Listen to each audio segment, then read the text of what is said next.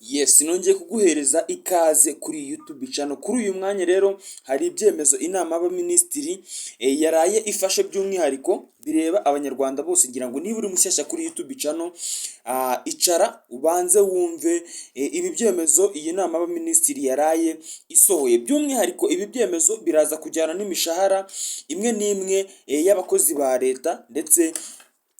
iri buze kugira n'impinduka zikomeye cyane igiye guhindura mu burezi bw'igihugu cy'u Rwanda. Ese wakibaza ngo iyi nama y'abaminisitiri yari igamije iki? Byose tugiye kubirebera hamwe, naho njye tugiye kubana ni Isa uri kuri Rwanda Room TV. Kubwire ngo kanda subscribe kugira ngo tujye tubana mu biganiro byinshi bigiye bitandukanye hirya no hino mu gihugu cy'u Rwanda.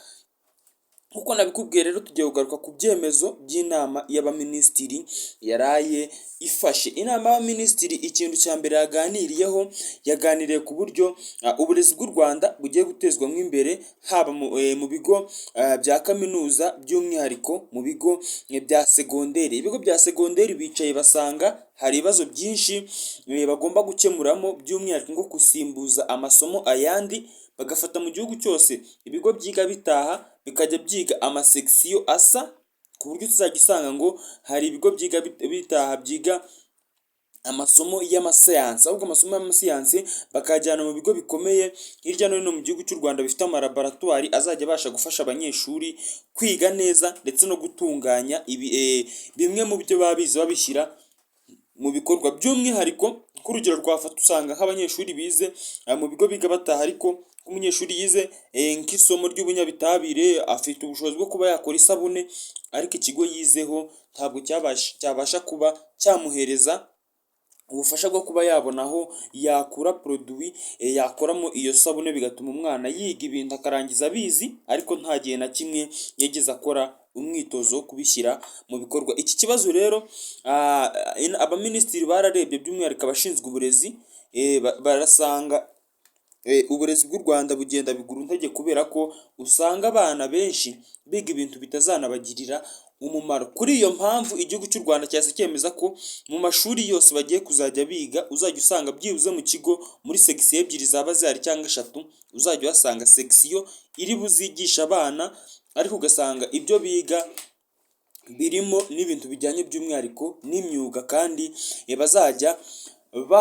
bakoresha mu gihe basohotse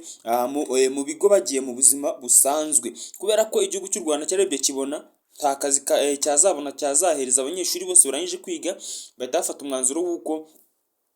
kimwe mu bintu bya mbere bagiye gushyiramo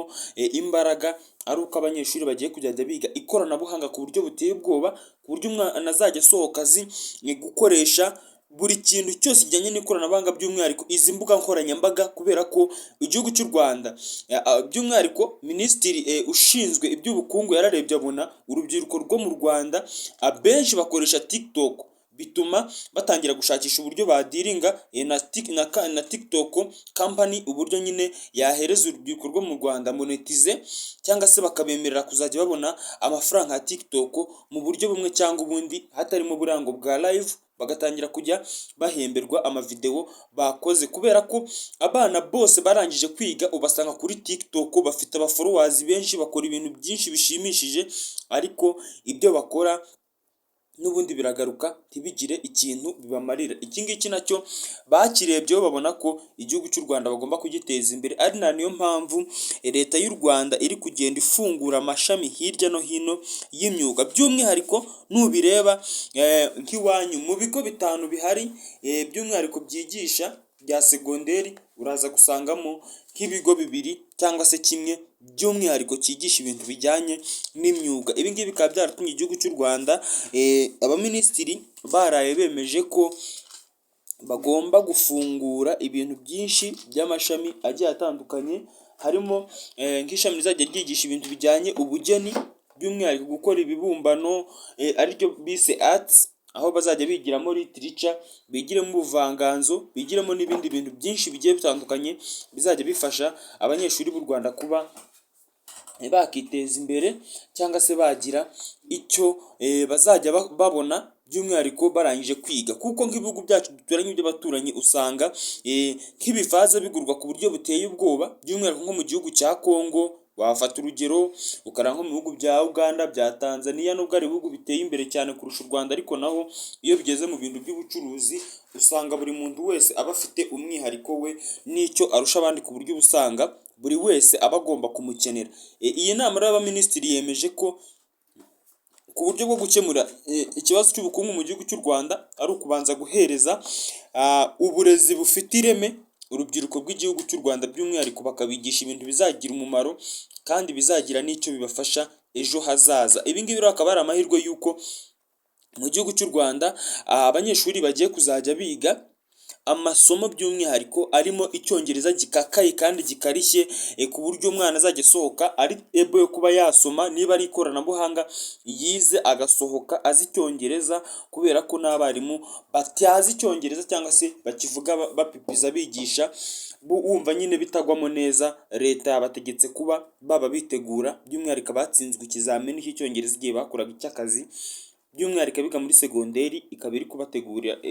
yabateguje kuba bakitegura kuba basubira kwiga muri kaminuza icyongereza, akazajya yigisha nawe yiga icyongereza, yazarangiza kwiga yakora ikizamini cy'icyongereza yagitsindwa, bagahita bamukura mu kazi bagashyiramo abandi babona ko bazi icyongereza. Reka ngushimire ko muri kino kiganiro nkubwire ngo njye ndi Isa ariko Rwanda Room TV, gusabe ukanda subscribe kugira ngo tujye tubana mu biganiro byinshi bigiye bitandukanye, tugomeza tunashimira aba bose bakoze subscribe kuri YouTube channel, bakaba bagomeje kudufasha kuba twakagura uyu murongo mugari wa Rwanda Isa TV. Nawe nge twabanye nkuko nabikubwiye, ndi Isa ndetse ngomeze bashimire kandi bifurize kugira ibihe byiza n'amahoro asendereye mu gihugu cyacu.